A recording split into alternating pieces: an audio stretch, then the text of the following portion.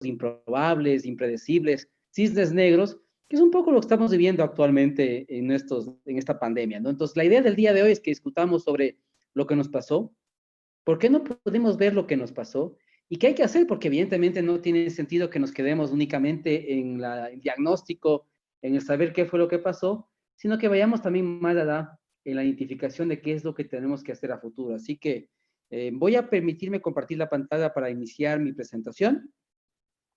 Y con eso vamos a discutir el día de hoy básicamente algunas ideas claves.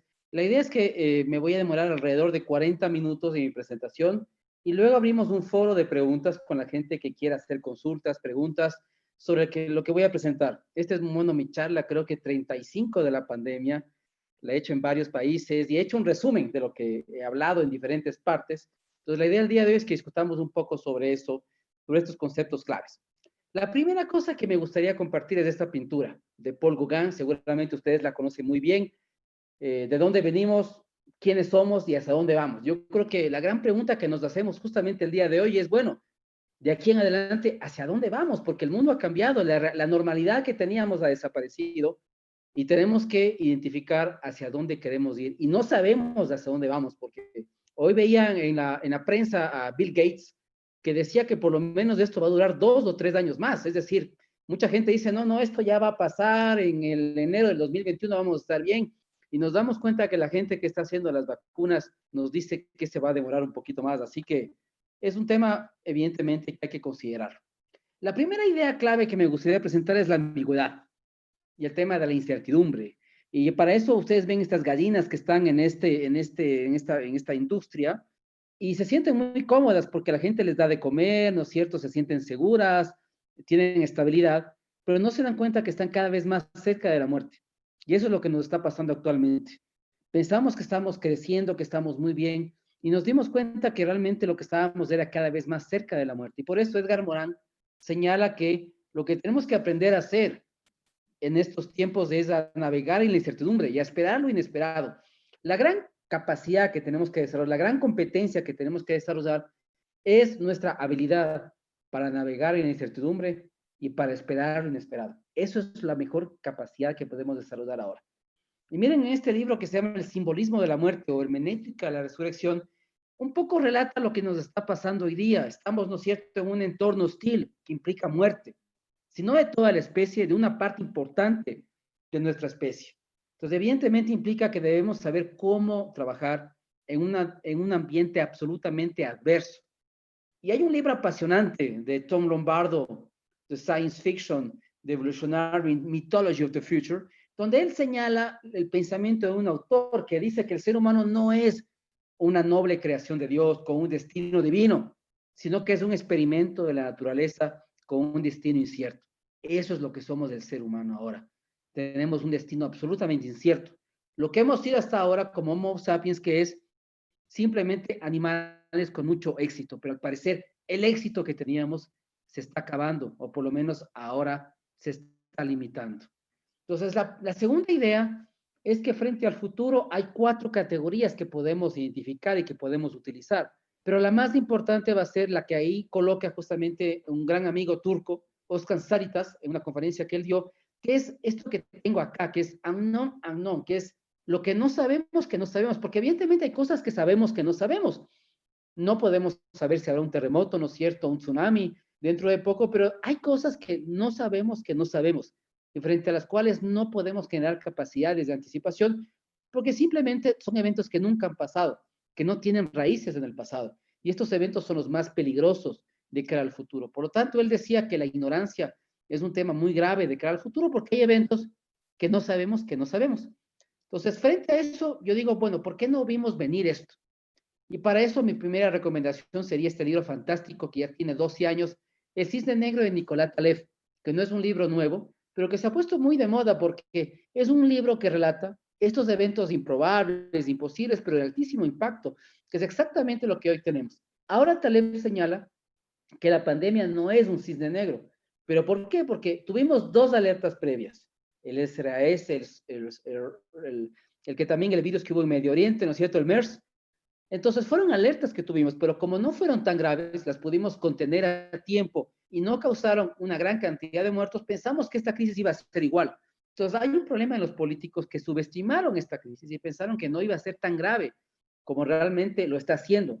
Entonces, es importante que cada vez en las planeaciones que hagamos, tenemos que considerar los eventos inesperados, los cisnes negros. Las rupturas deben ser un elemento fundamental en los planes que hagamos, ¿sí? Y para eso, mi segundo libro, segunda recomendación, el libro Escenarios, el arte de la conversión estratégica de Kees van der Heijden, un holandés que trabajó en la Shell, donde él nos dice que lo importante que es que debatamos los escenarios, que conversemos sobre escenarios futuros, porque evidentemente nadie sabe lo que va a pasar. Entonces, ¿qué es lo mejor que podemos hacer en las organizaciones? Imaginar los escenarios y entre todos debatir, argumentar sobre cada escenario. Y eso me permite a mí introducir una idea que me parece que es importante. Yo creo que las empresas no es que se equivocaron o cometieron errores en la pandemia, sino que olvidaron una pregunta que para mí era fundamental. La pregunta que nunca nos hicimos de las organizaciones era, ¿qué pasaría si por algún evento que desconocemos y que no sabemos cuándo puede pasar, todo esto pararía? Y no podemos vender, no podemos distribuir, no podemos hacer nuestras actividades normales. Y esa fue la gran pregunta que se nos olvidó. Y planeamos por un futuro mejor, por un escenario deseado, pero no nos pusimos a pensar en esta pregunta clara. Entonces, el futuro, tal como lo planteo aquí, no se puede predecir, no se puede probabilizar, pero sí se puede conjeturar. La otra cosa que es importante es que la tecnología era predominante. Entonces, nos imaginamos estos escenarios del punto de vista de las nuevas tecnologías, del cambio climático. Entonces, eso como que opacó un poco el tema de la pandemia. Esa es otra razón por la cual no vinimos venir este problema. Por lo tanto, tal como está en este meme, donde su compañero le dice al otro, pero ¿por qué pierdes tiempo dibujando cosas sin sentido? ¿Qué es este círculo que dibujas ahí medio raro? Pero nos damos cuenta que la única forma de anticipar el futuro es materializando el futuro. Y vamos a ver que es posible materializar el futuro y que lo podemos ver, lo podemos tocar, lo podemos sentir. Por lo tanto, dentro de la planeación es importante que incorporemos el concepto de rupturas. Eso es un tema fundamental. Podemos hacernos grandes preguntas sobre el futuro. Aquí he puesto algunas que yo creo que las podemos considerar. Pueden haber muchas más, pero la primera sería, por ejemplo, dadas las condiciones actuales de nuestro planeta, deberemos pasar a unos posthumanos, es decir, el ser humano como tal lo conocemos, dejará de existir y más bien existirán humanos aumentados, mejorados, que puedan, ¿no es cierto?, respirar y vivir en situaciones extremas. Tal vez ha llegado el momento de comenzar a debatir sobre eso. ¿Será que el capital va a estar sobre lo humano o viceversa? Regresaremos un poco más a la naturaleza y es de la mano el concepto del retroprogreso, yendo, ¿no es cierto?, a un progreso menos tecnológico y mucho más en armonía con la naturaleza. ¿Será que ha llegado el fin del capitalismo y iremos a un postcapitalismo, una postdemocracia? ¿Hace falta nuevos sistemas de gobierno? ¿Viviremos cada vez más en la virtualidad? Parece que sí. Es momento no de emprender, porque aparentemente los negocios están en problemas y nos podemos plantear si realmente es el momento perfecto para emprender. ¿Qué pasará con la inequidad, con la corrupción? ¿Habrá más crisis? Porque hay gente que me dice, no, no, esta es la última. Pero realmente no lo podemos saber. Tal vez en el futuro haya crisis más graves frente a las cuales habrá que estar preparado. Entonces eso implica desafíos muy fuertes. ¿Podemos seguir haciendo lo mismo en el futuro? ¿Hace falta cambiar o no? Porque la gente aparentemente dice, no, pero esto va a pasar, después volveré a mi negocio normal, podré vender como lo hacía antes, entonces, ¿para qué voy a cambiar? No necesito cambiar, ¿sí? Y lo otro, como vemos, es que los valores de la pandemia han cambiado. Yo recuerdo una investigación en Francia que decía que los franceses, en lo último que iban a invertir era en ropa, porque se habían dado cuenta en la pandemia que la ropa no era tan vital como antes la imaginábamos. Entonces, por lo tanto, ese iba a ser un consumo menor en el futuro. Aquí hay algunas tendencias que podemos utilizar. Vemos los temas de la economía colaborativa, la economía circular, la economía abierta. Entonces, creo que hay que darle más énfasis en el futuro a este tipo de economías, que no son nuevas, pero que realmente son el futuro de la humanidad. Ser cada vez más colaborativo, más inclusivo, más social, más circular. Lo otro pasa por el tema de las tecnologías, porque evidentemente con el tema de la pandemia y que los seres humanos no podemos salir, evidentemente se pone en el tapete, perdón, el tema de la digitalización, de automatización, que parece la idea genial, muy buena, pero el problema es que mientras más tecnificada sea una compañía, mientras más automatizada sea, más deshumanizada es. Entonces, evidentemente, si automatizamos todo, de qué van a vivir los seres humanos en el futuro, quién les va a mantener, de qué ingreso van a tener. Es otra gran pregunta que está en el ambiente. De ahí surge esta idea de la renta básica universal, que fue creada por la tecnología, pero que ahora con el tema de la pandemia se ha puesto muy de moda. Están los temas, ¿no es cierto?, de las ciudades eficientes, de los huertos verticales, de los huertos urbanos, que están cobrando y van a cobrar cada vez más fuerza. Seguramente la globalización también va a coger un golpe duro, porque evidentemente, dadas las condiciones actuales, habrá países que querrán ser muy abiertos, otros serán mucho más cerrados. Eso implicará cambios también en el fenómeno de la globalización. Evidentemente están las nuevas energías, el cambio climático. Y hay que recordar que una vez que la pandemia pase en un año, 2 años, los problemas que antes teníamos seguirán ahí. Por lo tanto, los temas de demografía, de cambio climático, de migraciones, estarán ahí y serán más fuertes que nunca. Por lo tanto, la crisis será realmente la cara que veremos en el futuro. Y lo otro es el tema del fin de los intermediarios. Como vemos, no podemos depender de que la gente llegue a nuestras casas con las comidas, con las verduras, con las frutas. Entonces, seguramente en el futuro vamos a poder a través de las impresoras 3D imprimir los alimentos, imprimir lo que necesitamos. Entonces, esto implicará el fin de los intermediarios, cambios radicales en la distribución, frente a lo cual también tenemos que prepararnos. Entonces, yo creo que estos temas son fundamentales. Lo otro que tengo claro es que no podemos regresar al 2019. Será un error que regresemos al 2019. Hay que cambiar el modelo de desarrollo. Hay que cambiar el modelo económico, el sistema económico que tenemos. Para eso, otra sugerencia, Planet of Humans de Michael Moore, está en YouTube. Es un documental impresionante que nos dice que si no tomamos decisiones rápidas, no nos quedan más de 20 años por los temas de uso, explotación de recursos naturales sin control. Miren ustedes en esta gráfica, en los últimos 200 años, cómo ha crecido la población. La pandemia no es un problema de letalidad, el virus no es letal, pero ningún hospital en el mundo puede hacer frente a tanta gente contagiada al mismo tiempo. Al comienzo de la pandemia yo veía un estudio de Inglaterra y ellos decían que por lo menos tenían que aumentar por 8 sus capacidades hospitalarias para hacer frente a esta pandemia. Y si en el futuro es más grave la pandemia, mucho más letal, esto implicará capacidades mucho más altas. Entonces, implica que revisemos documentos como el de Mujica en Río +20, que es impresionante cómo él habla una crítica al sistema de desarrollo. Michael Moore también como Capitalismo, una historia de amor.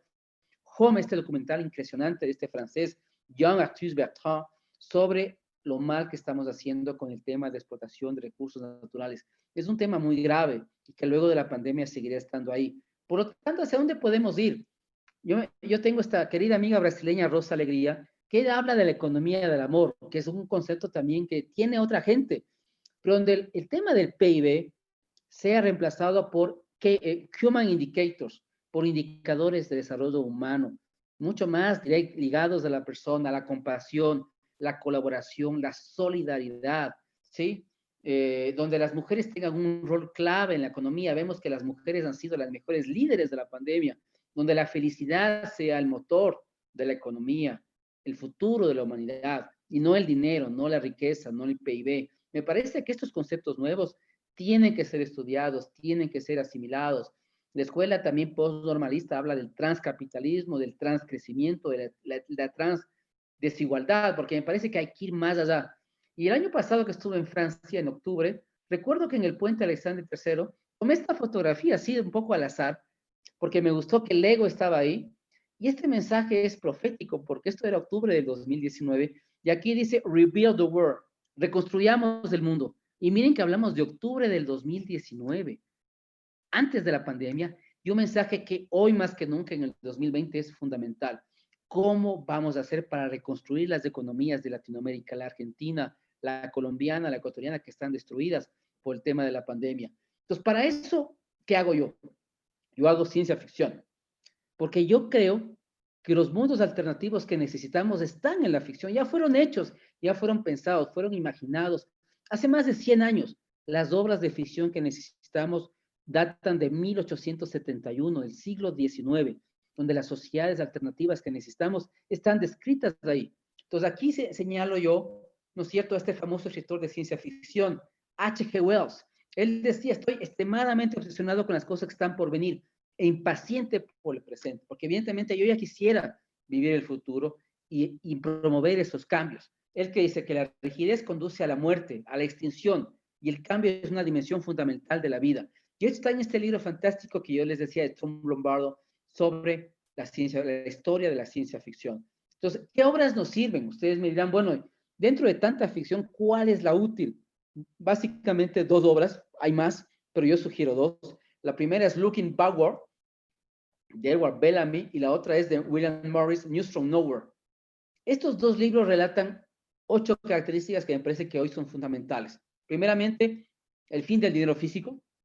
Miren que hace poco en Italia yo veía un reportaje donde los italianos quieren pasar leyes para eliminar el dinero físico. ¿Pero por qué? Porque los grandes ganadores de la pandemia, ¿quiénes son? Las mafias. Las mafias tienen dinero físico para comprar hoteles, restaurantes en Venecia. Son los grandes ganadores de la pandemia. Y ellos quieren eliminar el dinero físico para poder hacer trazabilidad del dinero electrónico. Entonces, primer elemento importante de estas obras de ficción, el dinero físico no existe. No hay propiedad, sino posesión. Miren esto, son los padres de la economía colaborativa, Airbnb, Uber, son las economías colaborativas del siglo XXI, y ellos en el siglo XIX ya lo vieron. Dijeron, la clave del futuro no está en el concepto de propiedad privada, está en el concepto de posesión del servicio.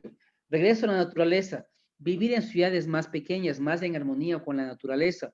Conozco el caso de 2 personas en Francia que luego de la pandemia han quitado sus trabajos en la parte financiera, en la parte de legal, y ahora dijeron, no, yo voy a seguir un curso para ser enfermero. La humanidad nos necesita. Y miren que es gente que tiene 50 y pico de años más, que cambió de profesión luego de la pandemia y ahora está viviendo en zonas rurales de Francia. Ya no quiere vivir en grandes ciudades porque es un peligro y quiere ayudar a los demás. Los cambios de profesiones, cambios de ciudades, colaboración, no competencia, eliminar la palabra competencia. Me parece que hoy más que nunca no hay competidores. Lo que tiene que haber es colaboradores entre las empresas, porque uno tiene que ayudarse con el otro para generar más ventas. Debe acabarse el concepto de competencia que el Porter lo tenía en los años 80. Lo otro es el tema de valores en la sociedad. Vimos que en la pandemia, no sé cómo fue en Argentina, pero en Ecuador fue un desastre total. Lo poco que había, la gente se robó. En cada contrato de hospitales, los que pudieron robar lo hicieron. Entonces nos dimos cuenta que con la pandemia, en lugar de sacar lo mejor del ser humano, la pandemia sacó lo peor del ser humano, lo más vil que tiene. Por lo tanto, los valores también es un tema importante de modificarse. El no deseo de enriquecerse, la no codicia, que lleva a la corrupción, también es importante. Evidentemente, el bien común. Aquí está esta famosa pintura que me encanta del juicio final de los egipcios, ¿no? Donde el corazón de uno es pesado como una pluma. Y si pesa más que la pluma, nos somos devorados, ¿no es cierto?, por este animal mitológico que tiene patas de hipopótamo, otras patas de león y cabeza de cocodrilo. Pero eso implica que en nuestra vida terrenal los egipcios estaban muy claros hace miles de años. Si no eres bueno en esta tierra, te va a ir mal después en el paraíso. Y es algo que tenemos que tener súper claro. También está la utopía de Moore, evidentemente, que es un clásico de 1516. Como ven ustedes, las respuestas están en el pasado. La renta básica universal ya existía en el libro de Bellamy, 1871. Él ya habla de la renta básica universal que hoy estamos pidiendo para los seres humanos. Y miren que en estas sociedades los niños no van a la escuela. Miren el tema del homeschooling. Los niños pueden quedarse en sus casas y aprenden lo que quieren, aprenden de acuerdo a sus intereses y no tienen que aprender para ser formateados en las escuelas de acuerdo a la lógica de la revolución industrial. Entonces nos damos cuenta que estas críticas son las que necesitamos hoy día en el 2020. ¿Qué otros libros de ficción nos pueden servir? La película Minority Report para el tema de futuros. Ustedes están en un municipio. Si tienen que ver una película en el municipio es Minority Report, basado en un cuento corto de Philip Dick, donde Steven Spielberg se imagina las ciudades del futuro. Ese me parece que es un tema de una película y un cuento corto imprescindible.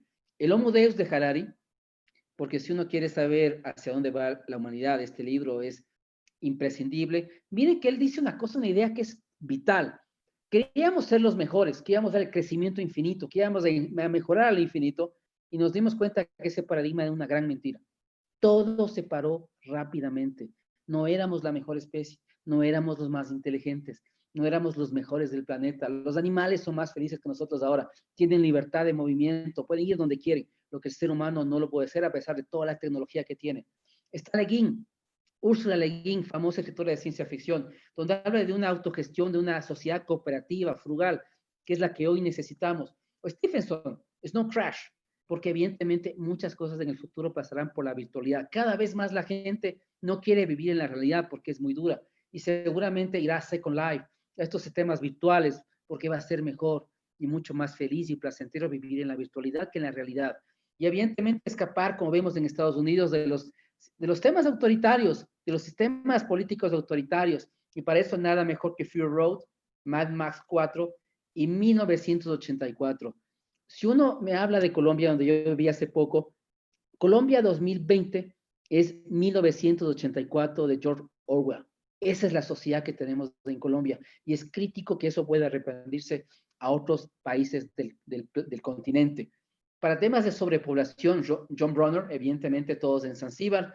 Y miren, Aldous Huxley, con el tema del soma, de las drogas.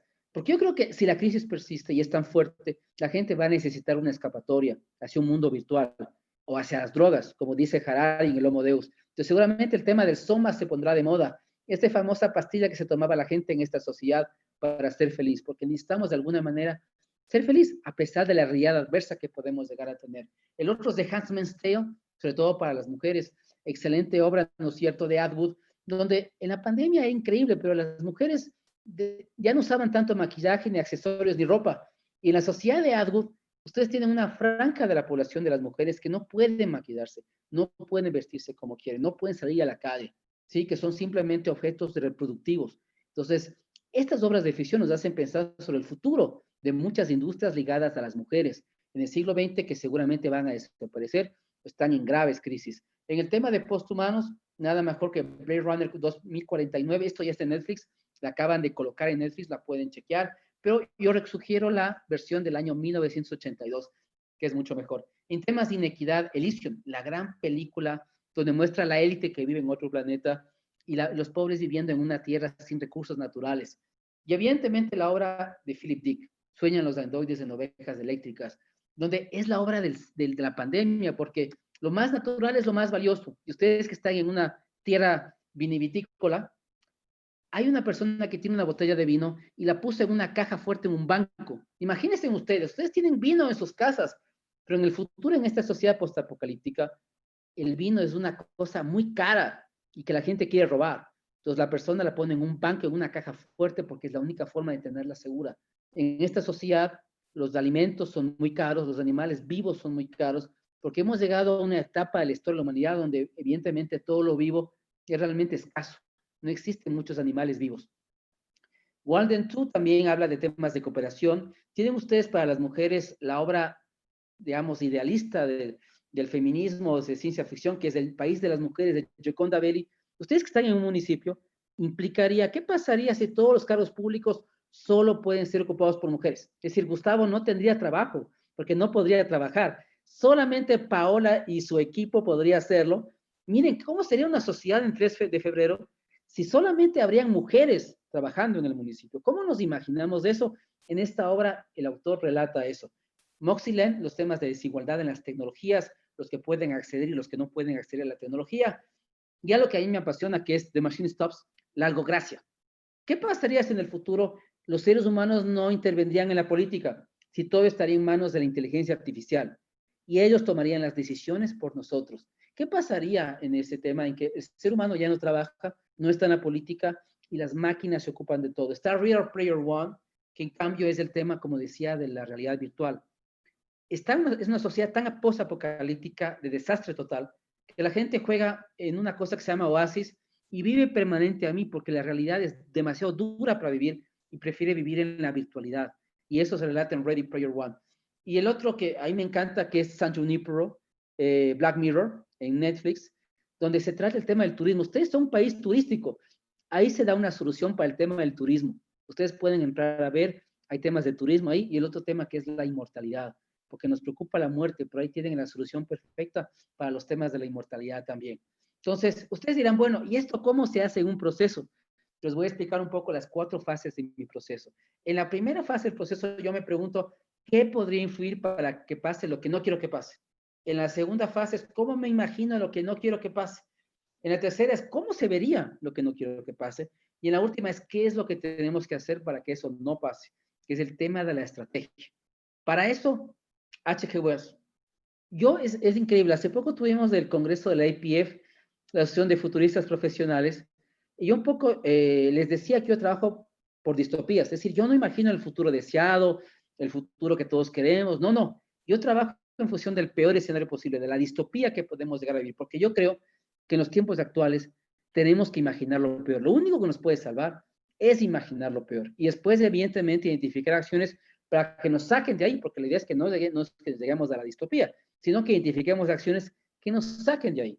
Y H.G. Wells es exactamente lo que él hace, porque él dice que la humanidad solamente va a cambiar cuando pase después una gran tragedia. Ustedes pueden ver una película que hay en YouTube que se llama The Things to Come, del año 1936, que está en YouTube, donde es eso. Él se imagina la destrucción de la humanidad en una ciudad en el año 1936 y después, 100 años, en el 2036, esta nueva ciudad, pero evidentemente ya completamente reformada. Entonces, es un poco lo que yo hago. Yo imagino lo peor, después hago que la gente identifique acciones y ahí sí juntos imaginamos la utopía para salir de esta distopía. Entonces, yo trabajo en base a distopías.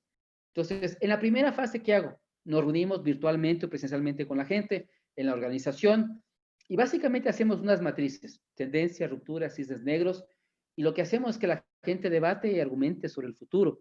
Por ejemplo, aquí, no sé si ustedes ven esta matriz de acá, que la trabajé con dos universidades del año pasado en Ecuador, e increíblemente cuando vi este material este año, me di cuenta que habíamos puesto la palabra pandemia.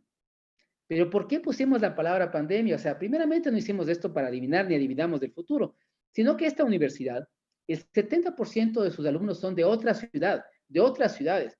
Entonces decíamos, si algún rato, que no sabemos cuándo va a ser, se produce una pandemia, las consecuencias para la universidad van a ser graves, porque esos chicos no pueden regresar a la ciudad. Entonces significa menos arriendos, menos comida, menos gasto de inversión en la ciudad y problemas de virtualidad, porque evidentemente hablamos de una universidad pública. Entonces no todos tienen los recursos para hacer educación virtual. Entonces el fenómeno detrás es grave. Por lo tanto, habíamos puesto el tema de la pandemia ahí. Entonces, las matrices que hacemos tienen estas tres columnas. Ponemos aquí los cisnes negros, las rupturas, las consecuencias para nuestra organización y después sí, ¿qué vamos a hacer? Porque evidentemente es chévere identificar tendencias, rupturas, cisnes negros, pero ¿qué vamos a hacer frente a eso? Entonces hacemos un listado completo de acciones para enfrentar esos fenómenos. En la segunda parte yo incorporo la ficción que ustedes vieron. Entonces yo lo que hago es ligar una obra de ficción con la organización en la cual estoy trabajando. Entonces, por ejemplo, en Mendoza el año pasado con la Universidad del Cuyo fue lo que hicimos. Yo dije, a ver, ¿qué obra de ficción se parece a Mendoza? Y ustedes saben, más que yo, Mendoza es un oasis en un desierto, problemas de agua, y me acordé de Fury Road, Mad Max 4, entonces dije, esa es la obra que necesito yo. Entonces yo adapté los personajes, la trama de la historia, y la adapté al territorio de Mendoza para contar una ficción de Mendoza al año 2045. Entonces he hecho esto también para ciudades. Hace un par de años también un curso también con el IAN en Ecuador. Hicimos esto, la frontera más peligrosa del mundo, la frontera entre Ecuador y Colombia. Y la gente me diseñó la distopía de esa frontera. Entonces podemos hacerlo también en base a diseños, a dibujos. La Universidad de la Costa, en febrero de este año, donde hice un trabajo también al 2035, yo dije, a ver, es una universidad, ¿qué obra de ficción me sirve? Y ahí me acordé de Fahrenheit 451, Ray Bradbury, y esa obra era perfecta porque en esa obra el conocimiento está prohibido, los bomberos queman libros. Entonces dije, esta es la historia que necesito para hacer la distopía de la universidad. Entonces adapté los personajes, la trama a la universidad y fui creando la historia. Entonces yo lo que hago es coger las historias de ficción que ustedes vieron y las adapto a las organizaciones privadas o públicas o territorios en las cuales yo intervengo. Eso es lo que hago en la fase 2 y hago historias del futuro. En la fase 3, como ustedes ven, hago diseño. Hago que la gente piense con las manos. Entonces, por ejemplo, aquí en Mendoza, aquí arriba ustedes ven un collage de fotos. La gente me dijo, mira, en Mendoza en el 2045 yo me la imagino así en una distopía. Y comenzaron a seleccionar fotos sobre cómo sería Mendoza el 2045. He hecho esto también en universidades. Aquí están las aulas del 2028, están más los temas de realidad virtual. En otra universidad hicimos la moneda del futuro, el conocimiento como moneda del futuro. Nos imaginábamos un mundo en el cual el conocimiento sea la moneda de trueque. Y en otra universidad en Ecuador hicimos este tema de hologramas. Esto fue el 2018. Dijimos, qué ideal sería crear una compañía donde la gente mayor pueda ver a sus hijos, hermanos, sobrinos por hologramas, sin que sea necesario que los visiten. Y esto fue genial porque esto es lo que hoy necesitamos. ¿Cuánta gente mayor conocemos que no puede ser visitada por sus hijos, por sus hermanos, por sus nietos? y por lo menos les ayudaría mucho que sean visitados mediante hologramas. Entonces pensábamos eso con la gente de Guayaquil. Y miren, lo que hice en febrero de este año con una gente en Cali es, cada grupo cogía un capítulo de Black Mirror y en función de ese capítulo me hacía innovación. Es decir, cogía la idea que estaba detrás de la historia que salía muy mal, porque Black Mirror es transtopía, ¿no es cierto? Que inicia como una utopía. Uno dice, ojalá esta tecnología en el futuro exista.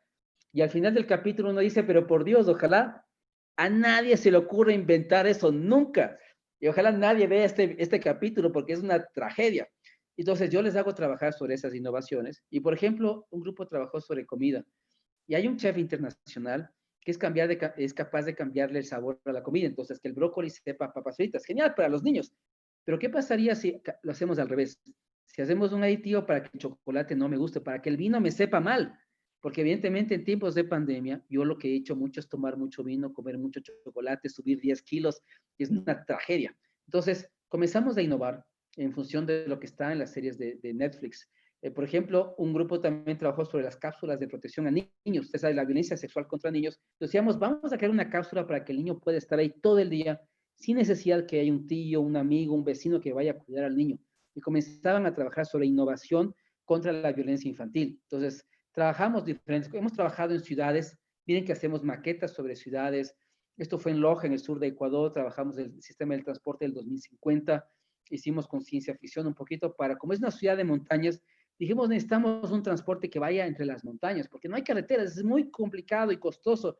Hay que idearse otra cosa que no sea una carretera. Entonces comenzamos a pensar eso. En París trabajamos sobre nuevos servicios.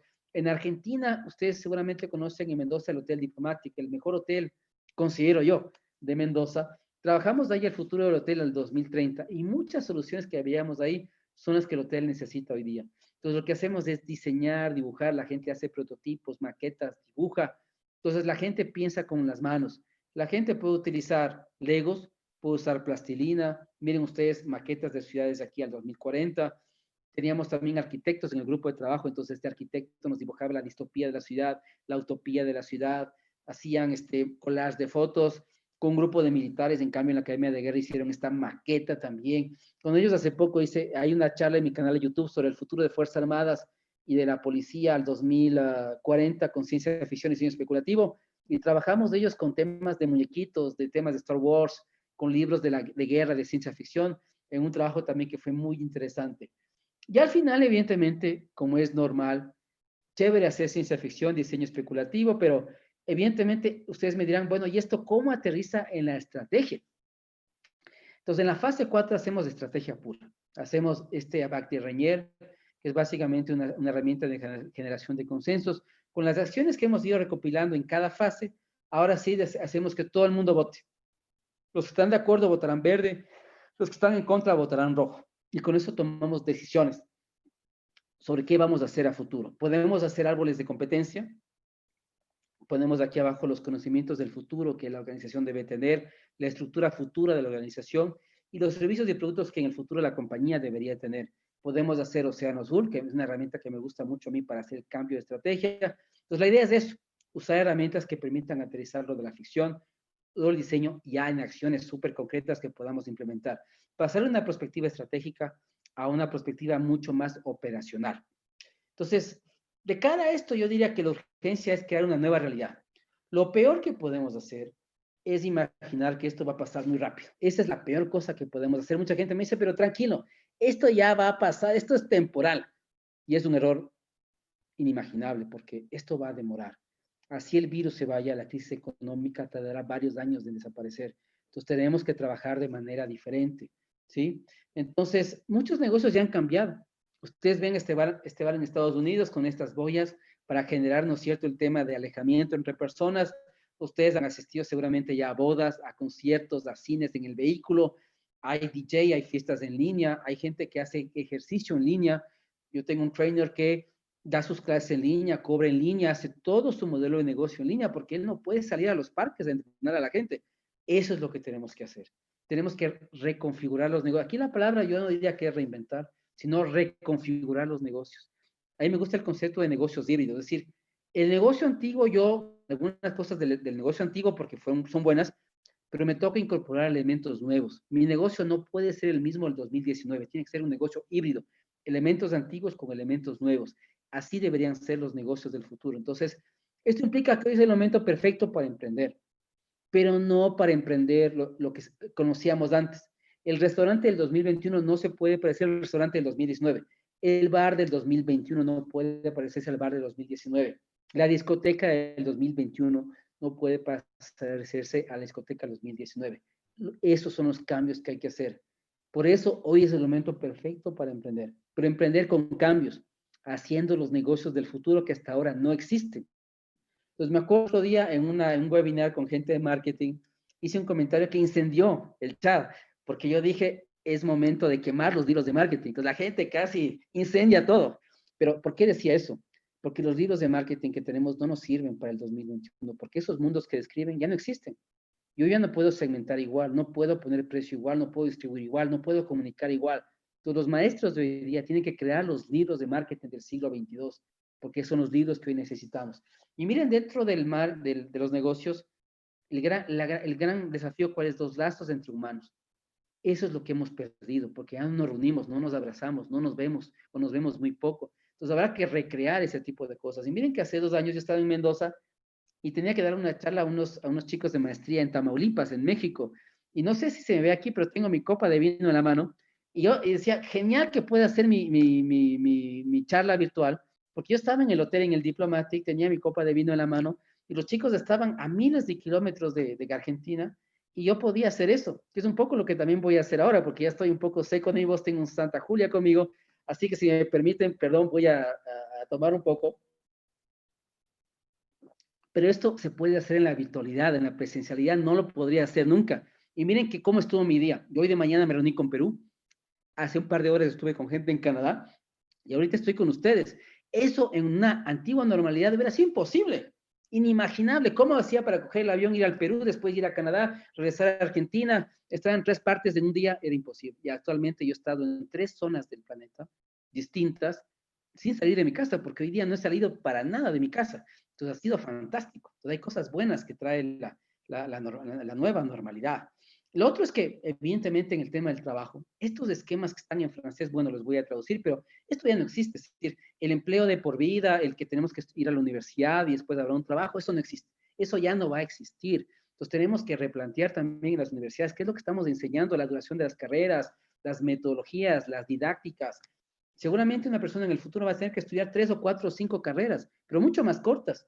Y va a cambiar de trabajo 3, 4, 5, 6, 7 veces en su vida, por lo menos, porque evidentemente mientras más se automatice, se digitalice, se cerrarán áreas y tendrá que ir a nuevas áreas. Entonces tendrá que generar nuevas competencias, nuevas habilidades, nuevas destrezas. Entonces eso es parte de lo que tenemos que hacer. Crear este hueco como en el muro de Berlín, ¿no es cierto? Aquí está el famoso muro de Berlín. Crear este hueco que nos debe hasta la felicidad. Como dice aquí abajo este tema de azul, maximizar la libertad de acción, que hoy lastimosamente no tenemos. Lastimosamente, ¿cuál es el problema? Y este meme lo dice claramente. En lugar de arriesgar, las compañías prefieren continuar su lento declive hacia la obsolescencia. Es decir, prefieren decir, no voy a cerrar, no puedo hacer nada, chao. Y miren que a algunos amigos empresarios les he dicho esto, miren, yo te pido solo algo, les decía en la pandemia al comienzo, reúna a tu personal, converse, dialoguen.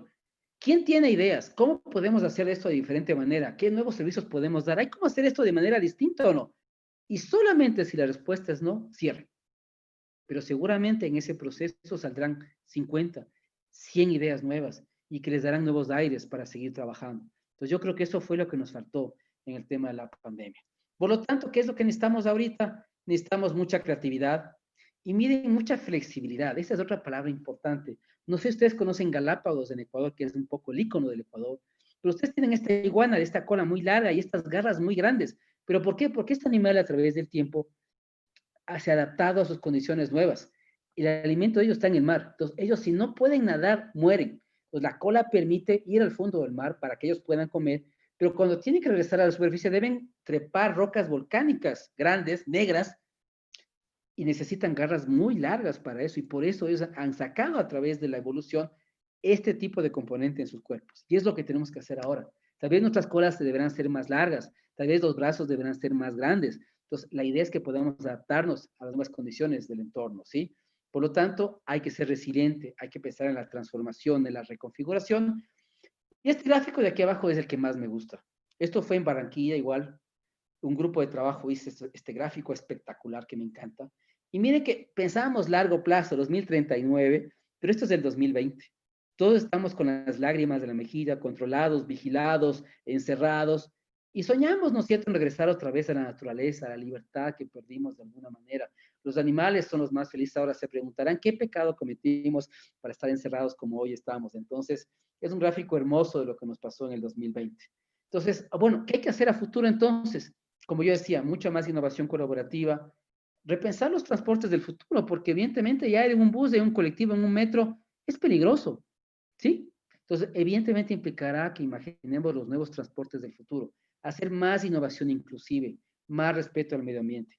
Y hay un francés que, como yo decía, encontré el año pasado en París, Marc Gigé, que tiene un libro fascinante sobre estrategias de innovación al 2020 con visión prospectiva a 2030, que él decía que hay que regresar no al siglo XIX, tenemos que regresar al Renacimiento, 5 siglos atrás, porque ahí están las 4 cosas que hoy necesitamos hacer en el siglo XXI. ¿Sí? Mejorar la condición humana, mejorar la relación entre los hombres, mejorar la calidad de vida en las ciudades y mejorar la relación con la naturaleza. Eso es todo. No inventemos el agua tibia. Estas cosas fueron hechas hace 5 siglos y necesitamos regresar a esta esencia del renacimiento si queremos realmente seguir viviendo en este planeta. Es tan simple como eso. Esas 4 cosas son las fundamentales. Una sociedad cada vez más equitativa, mucha más cooperación, como decía Darwin en las especies, señalaba eso. El animal que sobrevive no es el que actúa de manera individual, es el que actúa en grupos, de manera cooperativa, solidaria, compasiva con los demás. Esa es la que sobrevive en el tiempo, decía Darwin. H.G. Wells, Harari también señala lo mismo. Seguramente en el futuro la virtualidad cobrará más fuerza.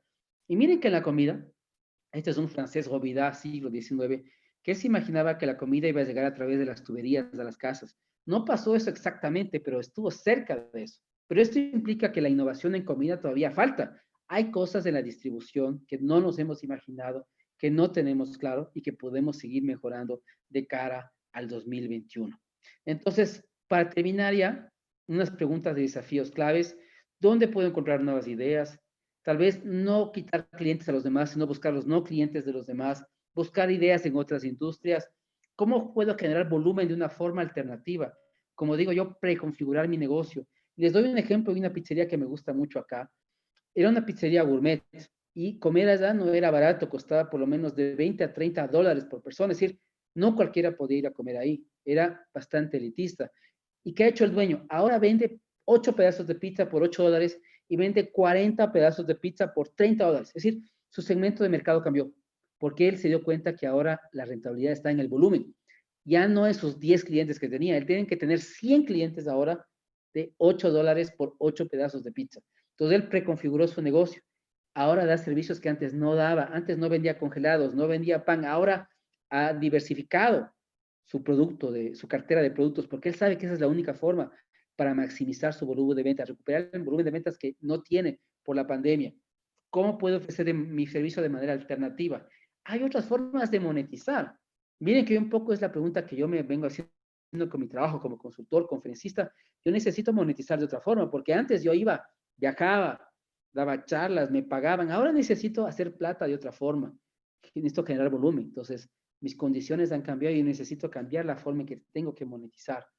¿Cómo innovar de manera colaborativa, social, inclusiva, circular? Estas son las palabras claves de la innovación. Estos 4 apellidos de la innovación son los que tenemos que trabajar. ¿Cómo reemplazar los antiguos servicios por nuevos servicios? Habrá servicios que habrá que eliminar y habrá que ofrecer nuevos servicios, cambiar el modelo de negocio.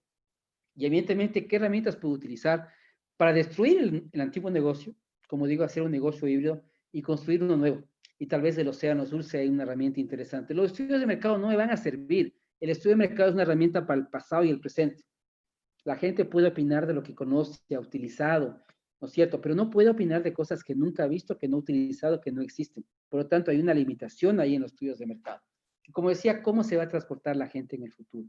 Esa es otra pregunta muy, sobre todo en ciudades tan grandes. Buenos Aires es gigante. Yo lo pude recorrer, ¿no es cierto?, hace un par de años realmente en el bus turístico, porque era impensable hacerlo de otra forma. Yo caminé por algunas partes de la ciudad, pero realmente en una ciudad tan grande como el Gran Mendoza, ¿Cómo la gente se va a transportar en el futuro si no puede usar un bus, si no puede usar el metro? ¿Cómo esa gente se va a poder transportar? Eso me parece que es vital. Entonces, estas eran un poco unas inquietudes que yo quería traer el día de hoy. Me demoraba unos 45 minutos más o menos. Y la idea era eso, traer estas preguntas, estas reflexiones. Tengo más videos de mi canal de YouTube que ustedes pueden ver ahí. Si quieren ver parte de mis diseños, están en Instagram.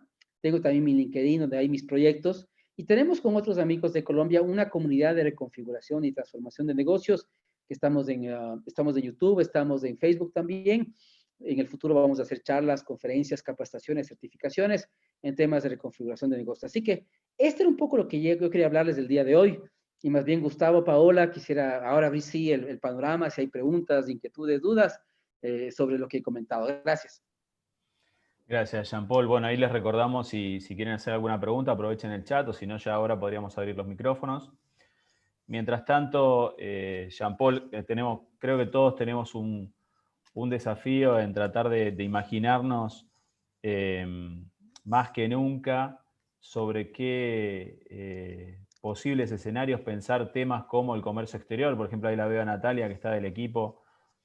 Digo, parece una cosa básica, ¿no? Pero hoy, ¿quiénes van a ser nuestros clientes? No lo sabemos, si vamos a poder llegar o no, si vamos a poder tener proveedores o no del exterior, así que ahí ya tenemos un gran desafío.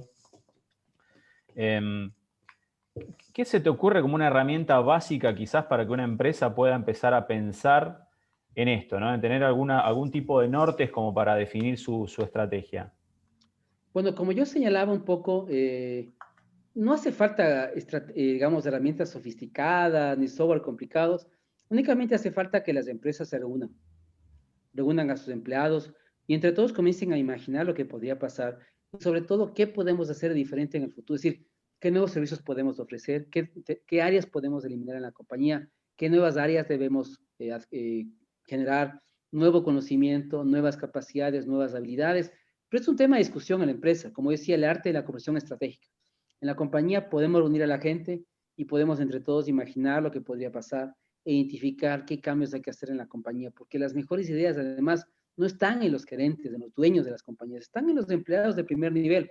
Ellos son los que mejores ideas tienen. Un sistema de cooperación, de bottom-up, me parece que es importante. Entonces, yo sugeriría eso primero, reúnanse, conversen, dialoguen en la compañía y decidan sobre los cambios que quieren y piensan que son importantes hacer a futuro.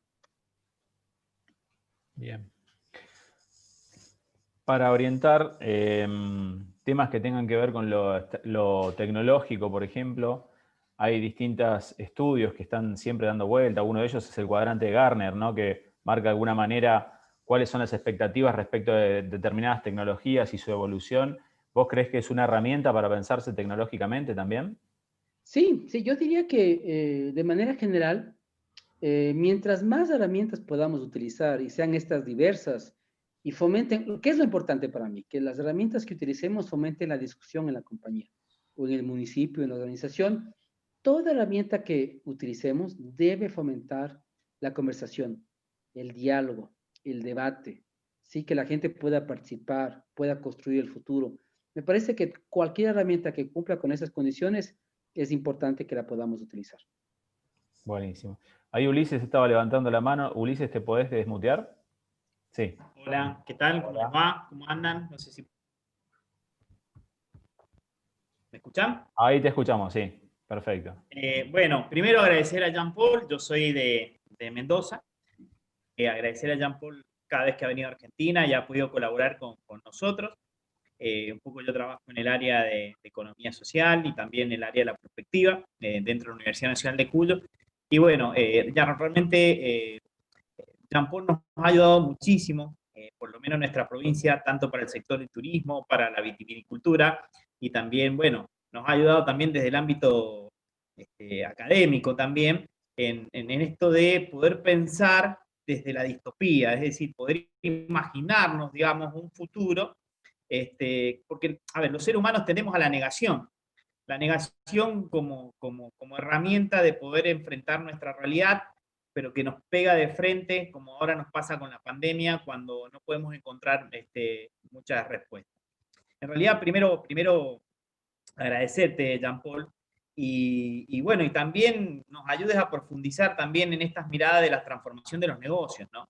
Es decir, ahora quizás pasar a lo que de consumidores o de productores a prosumidores, digamos, ¿no? Esto que se viene, ¿no? Donde nosotros no solamente vamos a consumir, sino también podemos proveer, como se está dando en la energía, por ejemplo, en el uso de las energías limpias, donde en realidad no solamente podemos consumir, podemos producir, donde nosotros no solo somos receptores de contenido, sino también productores de contenido. Así que, bueno, yo primero agradecerte porque has puesto muchos conceptos, yo algunos los he anotado, digamos, ¿no? En esto de lo que es la reconfiguración del negocio y también, digamos, digo, estas experiencias que has traído desde Colombia, desde Ecuador, bueno, agradecértelo. A mí me queda aportar algo más o preguntarte algo más. No sé si has podido ver la película El Pozo, una película distópica de España, donde, bueno, me llamó mucho la atención porque en realidad, sin querer espolear a nadie, pero supuestamente tenían todo para distribuir, pero se terminaban destruyendo unos a otros en función de obtener cada uno su propio consumo. ¿Cuánto de esto está vigente? Y bueno, y cómo nos ves también, preguntar también, cómo nos ves a nosotros en esto de la recuperación en nuestras realidades, digamos, de América Latina, ¿no? En este contexto geopolítico. Bueno, un poco invitarte a hacer tu mirada creativa, utópica o distópica en función bueno, estas realidades, por un lado pandémica y por otro lado también de cambios económicos y geopolíticos en nuestros pueblos, ¿no? ¿Cómo lo ves desde tu lugar? Bueno, yo esa obra no la conozco, pero yo creo que ahí es lo que yo comentaba, ¿no? El tema de la competencia, del egoísmo, son valores que no deben existir en el futuro, pero ahí la gran pregunta va a ser, bueno, ¿y cómo podemos eliminar si el ser humano por naturaleza es egoísta, ¿no es cierto? Piensa en sí mismo y no piensa en el bien común. Pero ese es el gran cambio que hay que hacer. Seguramente nuestras generaciones no lo verán, pero la gente que tiene, que está comenzando ahorita a surgir, que puede tener 8, 10 años, etcétera, son los que tienen que tomar el mando y el cambio, porque evidentemente hay que hacerles ver que este tipo de valores que existen en la sociedad no son los valores del futuro, y si siguen actuando como nosotros, seguramente la humanidad no va a sobrevivir mucho tiempo, ¿no? Entonces, me parece que el cambio debe ser ante todo en el tema de valores. En el tema de colaboración, como yo señalaba, que me parece que es fundamental, ¿no? ¿Alguna otra pregunta?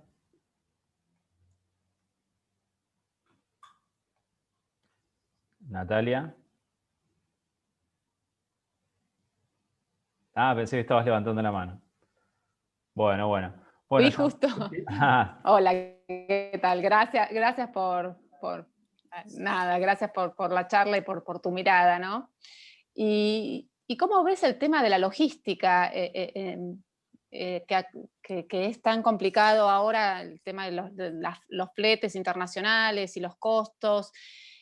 ¿Cómo ves eso para lo que es Latinoamérica o para Argentina, que estamos en el fin del mundo, literal? Bueno, eso lo hemos tratado. Hay una charla que hice con la Universidad Iberoamericana en Colombia sobre el tema del futuro de la logística. Pero como decía, por un lado me parece que la materia prima para los temas digamos, de redes de distribución ahora es inmensa, porque ustedes tienen un montón de gente desempleada y nos damos cuenta que los temas actuales no son buenos, ¿no? Rappi, Uber Eats, tienen falencias. Estamos en el feudalismo tecnológico, entonces me parece que ahí hay una gran discusión sobre una gran masa de gente que puede participar en actividades de distribución. También tenemos una gran masa de proveedores. Es decir, antes el proveedor era la tienda, el restaurante, ahora el proveedor puede estar en cualquier edificio, en el piso 7, en el piso 8, en el piso 10. Entonces tenemos toda una masa de proveedores, todo el tema de proveeduría en la distribución, que seguramente se va a complejizar a futuro porque habrá proveedores en todas partes, habrá grandes segmentos de la población que podrán ser en cambio parte del canal de distribución. Y en el tema de logística internacional, lo que decía yo, o sea, la gran pregunta que tenemos es, ¿qué va a pasar con la globalización? ¿Se va a fortalecer la globalización con esto? Más bien se va a debilitar, habrá gente, países que cierren fronteras, otros que pongan mucho más aranceles y trabas, otros que más bien digan, no, tengo que abrir cada vez más el país. Entonces hay que estar muy atentos en las decisiones políticas de cada zona del mundo porque seguramente esto va a cambiar. Y en el tema del 3D, de las impresiones 3D, lo que decía es que seguramente esto va a eliminar el canal, porque ya no hará falta, ¿no es cierto?, que alguien me entregue el producto desde Argentina, Chile o desde la China. Yo lo podré imprimir en mi casa. Yo en mi casa recibiré el producto directamente en mi impresora. Entonces, con eso no hace falta fletes, no hace falta transporte, no hace falta nada. Simplemente que yo tenga ciertos elementos en mi impresora y que la persona desde otro país me dé, ¿no es cierto?, las claves para configurar el producto en mi máquina y yo poder imprimir lo que necesito. Y eso será válido para alimentos, para un montón de cosas que actualmente ya se hacen, pero que seguramente en el futuro cada vez serán más fuertes. Yo creo que lo que nos hemos dado cuenta con la pandemia es que no podemos depender del exterior. Sí, y a un amigo francés, me acuerdo, Taí Godin, él decía una cosa que es muy real. Él decía, somos la única especie en el mundo que vive lejos de sus fuentes de alimento. Ningún animal en el mundo hace esa barbaridad. Todos los animales viven cerca de sus fuentes de alimentación, pero el ser humano es el único que se da ese lujo. Y en el futuro seguramente habrá servicios que permitirán que el ser humano ya no corra ese riesgo. Porque hoy hemos tenido mucha suerte. Tenemos un virus que tiene baja letalidad y ha habido, ¿no es cierto?, gente que puede traer las cosas, ¿no es cierto?, a la casa. Ellos se arriesgan, nosotros no, pero tal vez en el futuro eso no sea posible y nadie pueda salir. Y en ese instante, ¿cómo vamos a sobrevivir? Entonces, me parece que en temas de logística habrá grandes cambios, dependerá mucho el tema de la globalización, habrá muchos más proveedores, muchos más distribuidores, el tema de la impresión en la casa tendrá también un efecto muy importante, y habrá que ver, ¿no es cierto?, en los temas de automatización, digitalización, también evidentemente es otra tendencia que hay que considerar, pero evidentemente los temas de logística en el futuro van a ser muy distintos a cómo los vemos el día de hoy. Bien. Gracias. Gracias. Bueno, y cerrando te hago la pregunta del millón. ¿La realidad supera la ficción? Es que un poco lo que hemos visto con mucha gente a nivel mundial es, yo cada vez, el doctorado en los últimos 2 años, sucedió un fenómeno que era apasionante. Es decir, cada vez que yo leía un libro o leía autores de ficción, me daba cuenta que mucha gente se imaginaba hace 40, 50, 100 años, es lo que hoy vivimos y es lo que estamos por vivir. Cuando uno ve el libro de Huxley, Un Mundo Perfecto, uno se da cuenta que estamos yendo directo para allá, ¿no es cierto? Actualmente las ganadoras del premio Nobel son las de edición del genoma humano, y el tema de edición de genoma del genoma humano está en el libro de Huxley. Entonces te das cuenta que muchas de las cosas que hoy podemos hacer, Aldous Huxley las imaginó en los años 30. Entonces, por eso es tan importante hoy usar ficción, porque muchas de las soluciones que hoy necesitamos están en esos libros de hace 100 años. Los mundos que vamos a vivir, y a otra gente los imaginó hace 100. En el tema de Philip Dick, de sueños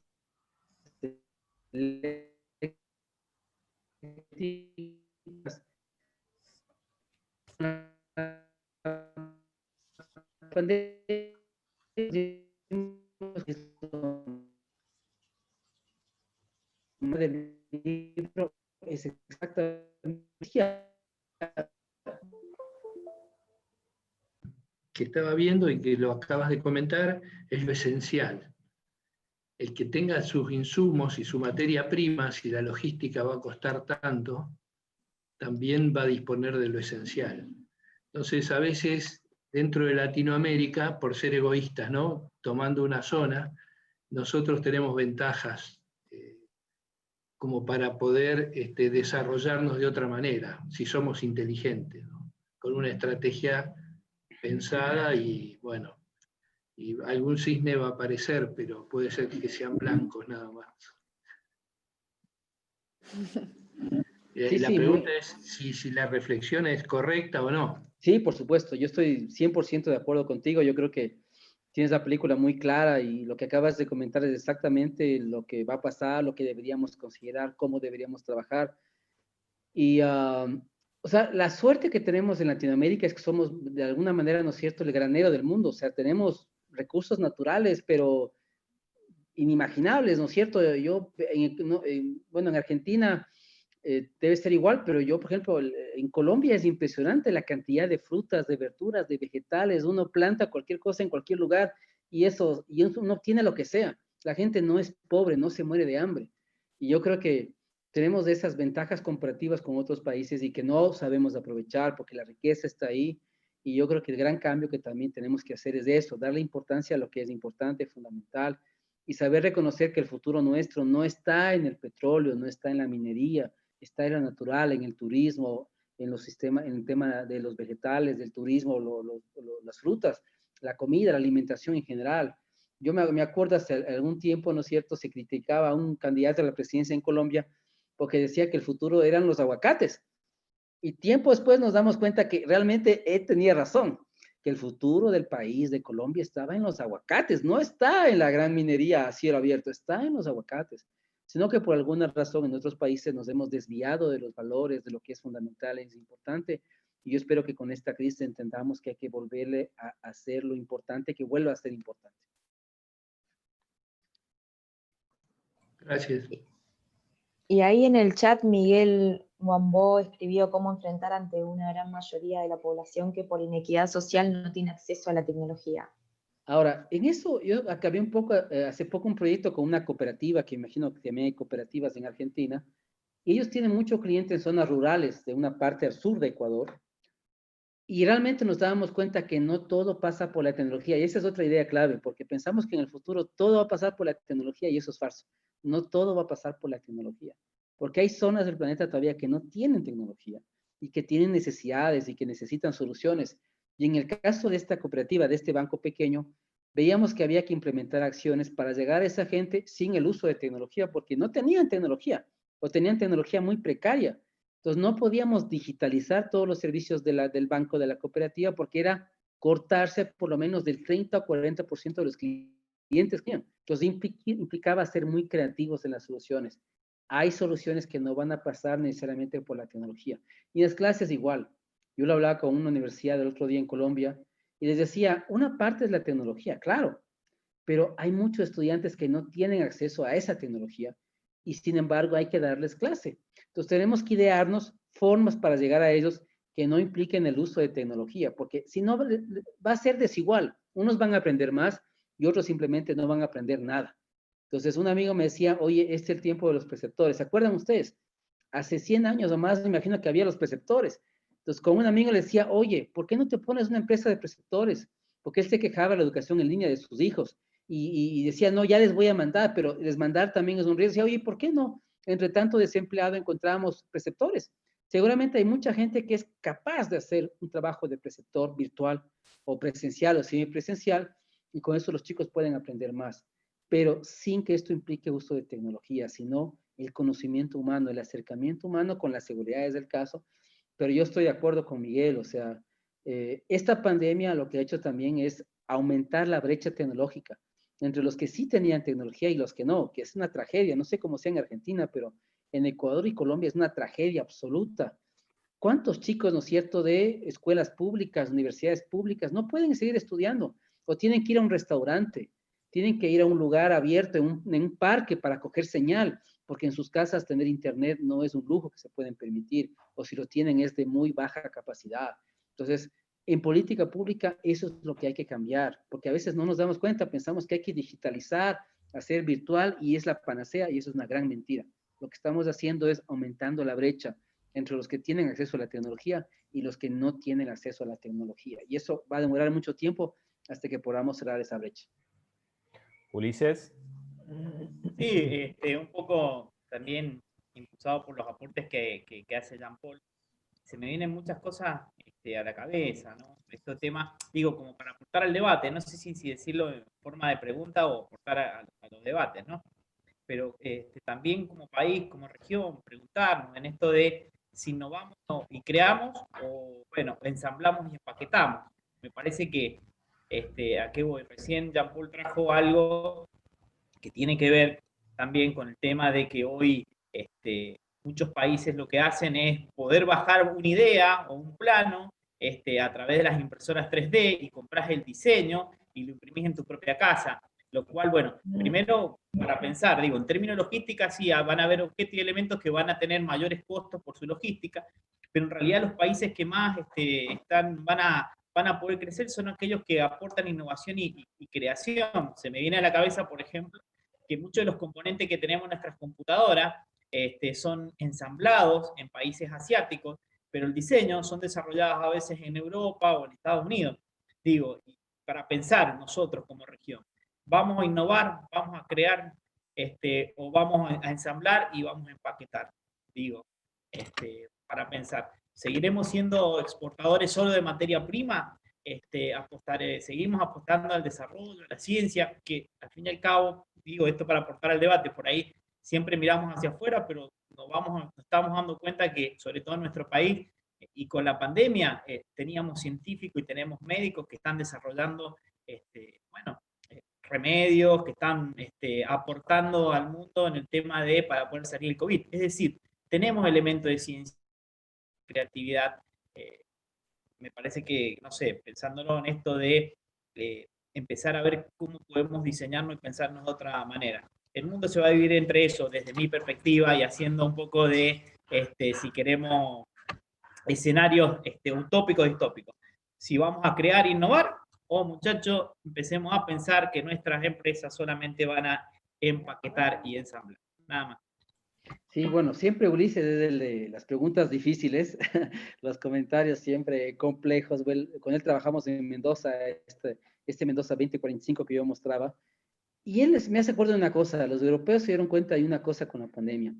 Antes de la pandemia, en las escuelas de negocio estaba muy de moda la delocalización, es decir, minimizar costos. Entonces, unas piezas se hacen en Europa Oriental, otras piezas se hacen en China, otros componentes se hacen en España, pero con la pandemia se dieron cuenta que eso no funciona, porque si todo yo lo tengo que contratar en países distintos y todas las fronteras están cerradas, mi producto no existe y no puedo crearlo ni venderlo porque nadie me puede traer a mi país la pieza que estoy fabricando en Estonia.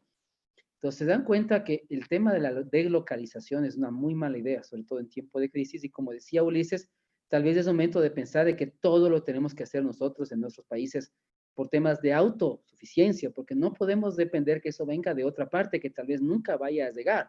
Entonces, me parece que por ahí es el comentario de Ulises. Y el otro es, nosotros deberíamos ser la primera potencia de emprendimiento del mundo. ¿Pero por qué? Porque la mayoría de jóvenes del mundo están en Latinoamérica. Miren las tasas de natalidad de Europa, de Japón, de Canadá. Los jóvenes del mundo están en América Latina, evidentemente también en África, pero aquí. Y nosotros deberíamos generar capacidades de emprendimiento desde los 12, 13 años, que es un poco la población que Ulises maneja, con la cual trabaja. Yo siempre digo, los emprendedores del futuro deben tener máximo 12, 13, 14 años. A esos jóvenes hay que apostar. Esos son los jóvenes que van a hacer los negocios del futuro. Entonces tenemos que invertir en ellos. Y miren que tenemos gran cantidad de jóvenes en cada país de Latinoamérica, que nuestros emprendedores serían millones en el mundo, los que pueden generar riqueza para toda la región, y podríamos apoyarles para que desde el colegio, desde los 12, 13, 14 años, sean los grandes emprendedores del futuro. Me parece que ese también es una cosa sobre la cual tenemos que trabajar mucho. Bueno, creo ahí, Sandra, que Jean-Paul te dejó un gran desafío. Sandra Panés es la coordinadora de emprendedorismo en 3 de febrero, Jean. Así que le dejaste la pelota de su lado para que se ponga a trabajar. Bueno, excelente. La verdad que te agradecemos muchísimo, fue muy interesante. Esperamos que todos lo hayan aprovechado y después, bueno, ponemos a disposición tus datos de contacto de todos los que se inscribieron para que puedan tomar contacto contigo. Y si que lo facilitas la presentación también, si te parece, se la hacemos llegar. Sí, Paola la tiene, ¿no? Por si acaso, la tiene Paola desde ahora, así que perfecto. No hay problema con eso. Buenísimo. Bueno, muchas gracias de nuevo a vos y a todos por participar. Muchas gracias. Listo, excelente, gracias. Un excelente día para todos, que estén muy bien. Gracias. Igualmente.